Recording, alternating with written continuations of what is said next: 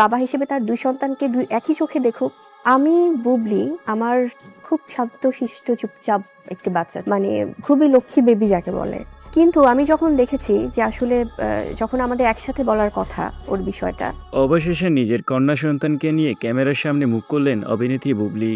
শাকিব খানকে ঘিরে একের পর এক অভিযোগ তুলে নতুন করে আলোচনার জন্ম দিয়েছেন এই অভিনেত্রী। বুবলির দাবি তার কন্যা সন্তানের বয়স প্রায় ৩ মাস।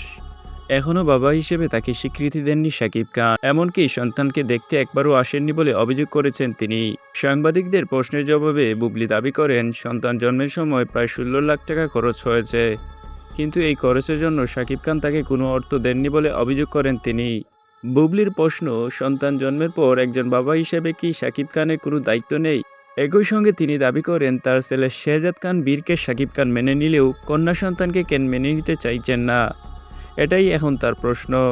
তবে বুবলির এসব অভিযোগের বিষয়ে শাকিব খানের বক্তব্য কী তা নিয়ে এখনও তৈরি হচ্ছে নতুন আলোচনা।